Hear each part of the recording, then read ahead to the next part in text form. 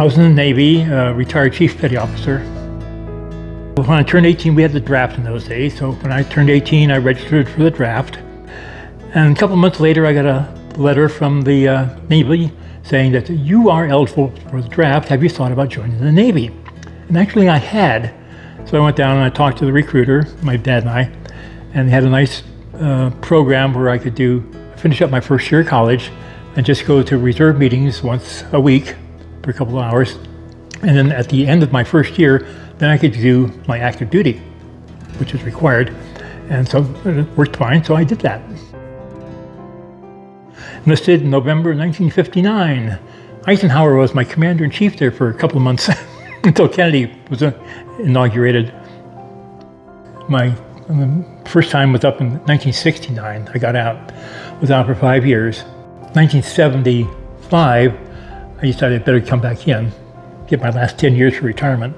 So I went from 75, and then I retired in 1996.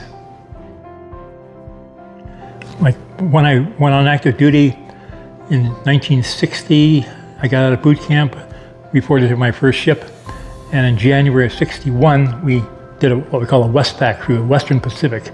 By the time I was 19, I had been to Hong Kong, Tokyo, Singapore, Borneo,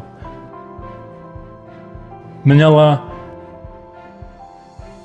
and I got back to San Diego a week before my 20th birthday, and here I was, 19 years old, and I've been to all these places already. I had no intention of staying in.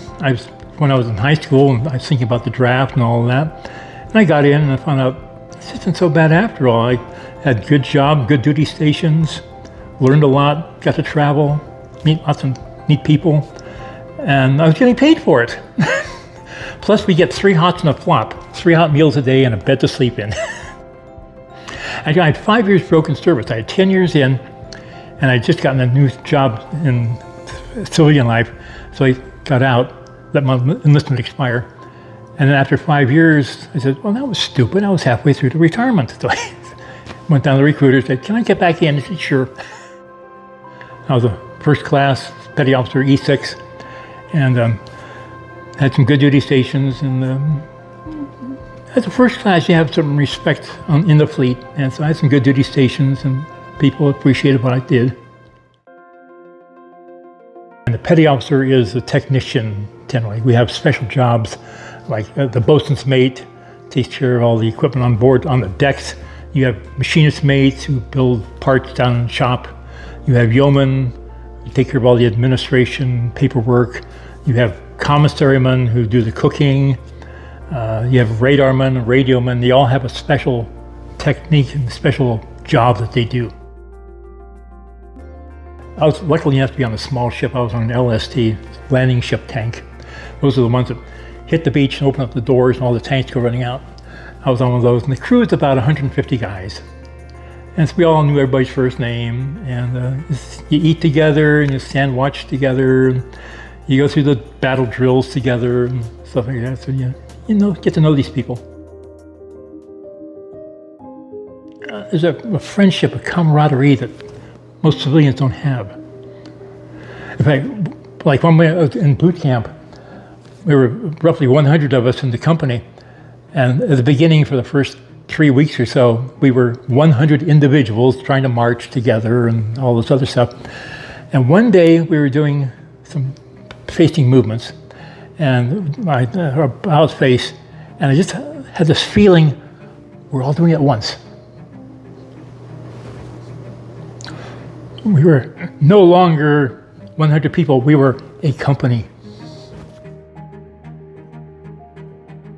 Still, it's a good way to get experience, and if you stay in long enough, you get GI Bill, you can buy a house with no money down, you get discounts on your GI Bill loan, your housing loan, you get VA benefits.